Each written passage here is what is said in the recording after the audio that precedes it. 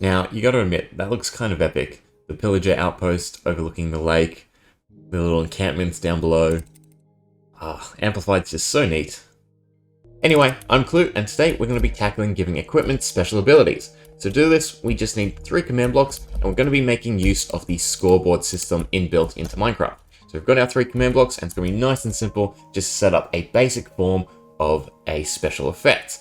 So today we're going to be using shields, and we're going to tie in our special effect to block detection.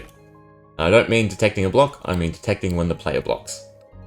So the first command is nice and simple. We're going to be using the scoreboard mechanic. So scoreboard, objective, add, and we're going to call it block detect to detect when obviously the player blocks.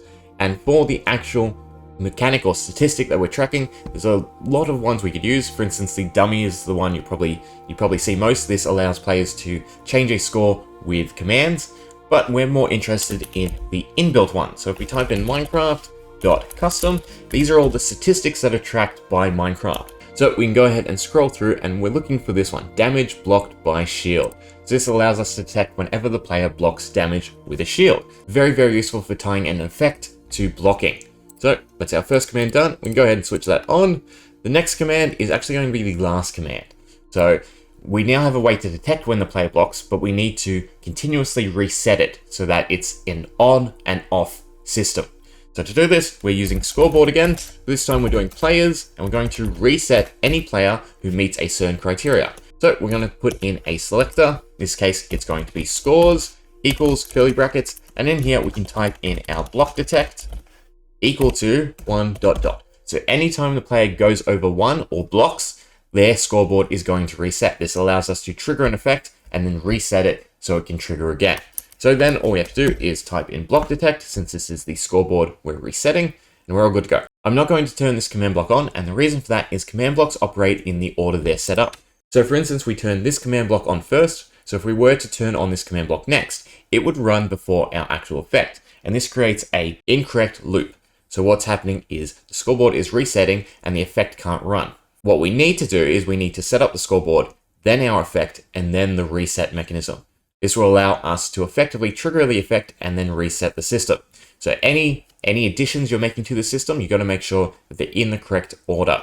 While it is possible to use a chain command block to create a proper loop of the system, what we're doing is setting up a universal mechanism to detect when a player blocks. So now we can essentially run a whole bunch of different block effects and then reset the entire system. If you were to use a chain command block, you would need to run it after every single effect, and we don't want that. We want a very simple system that we can easily tweak and add to.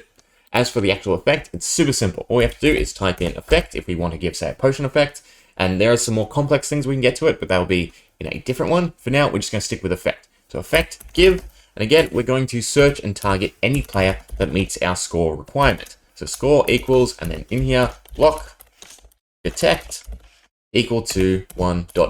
Now, the dots mean that it can go over 1, and this is fine. 1 just means you're looking for an exact number. When the player does block, it calculates the damage blocked, so we need it to be any number greater than 1. So in this case, it finds a player who has blocked, and we can go ahead and give them any effect we want. So we'll give them absorption for, say, 10 seconds to level 5. So 4, because it starts from 0 for whatever reason. And now we can turn this command block on first, and then our second command block. So now whenever the player blocks, they should be able to receive absorption. Luckily, we set up our attack dummy, so a stationary vindicator who can actually hit us. Oh, you should be centered though. So if we go ahead and swap over to game mode survival, we can go ahead and block.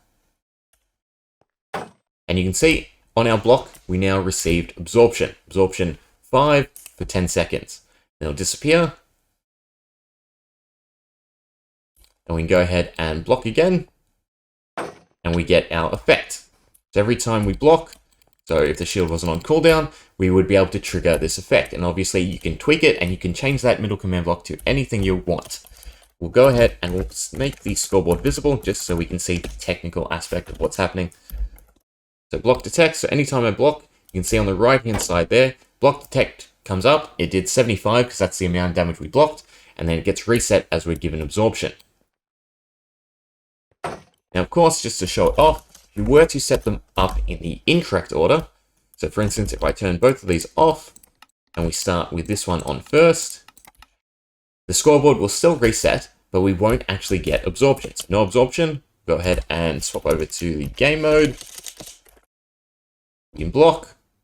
You can see the scoreboard flash, but we don't actually get the absorption. That's because the scoreboard is resetting before the effect can actually trigger. So it's very important that you set them up in the correct order. Hence why I've sort of spaced them out in this way. Now that we have the basic setup done with our 3 command blocks, our scoreboard, our effect, and our scoreboard reset, we can go ahead and start adding to the system. So I've opened up 2 slots here so that we can add in a particle and a sound effect to actually make the ability specialized. So for instance, all we have to do is run a similar command to our effect. So this time we're doing execute at, but of course we're setting in our selector. So again, scores equal to curly brackets, block detect, since that is what we named our scoreboard, equal to 1 dot dot. So now anyone who meets this criteria, we can execute something at their location. And of course, like I said, we're going to tackle particle, copy it over, and sound effect.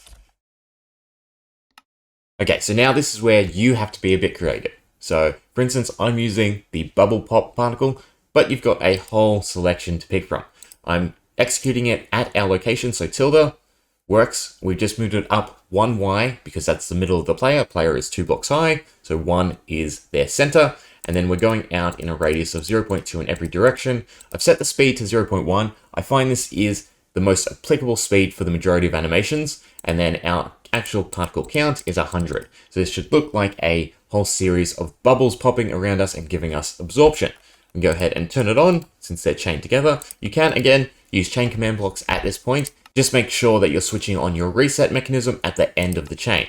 So we can go ahead and make them conditional, so they only trigger if a player is given absorption. It doesn't really matter. It's more a cut down on lag at this point, but even chain command blocks are not as efficient as you might think. So it doesn't really matter in the long grand scheme of things. It's better to just use timers and input redstone blocks. But that's something we'll tackle in a later episode. As for the sound effect, I'm using play sound, but grabbing the iron golem repair sound, since that is sort of a defensive sound. I'm playing it in the ambient setting. I find this is the best one to tie sounds to. It gives the player the freedom of actually tinkering with it and changing it. And then I'm just playing it for everyone, but I'm executing it at the location of our player. So the player that triggers it will get the brunt of the sound effect, but anyone nearby can still hear it. So it's still a dynamic system for a multiplayer environment. We can go ahead and turn them all on. So we've got our 3 effects. And then we can go ahead and turn on our reset mechanism. Okay, so we've turned everything on. We can come back over here. We'll swap back into survival. We'll go to F5. So when I block, we should see a particle effect and hear a sound effect. There we go. Ooh. So we had the little bubbles pop around us. They gave us absorption, and you sort of heard the iron golem. Although the sound effect isn't too necessary as you already have the block, this will be useful for later command systems.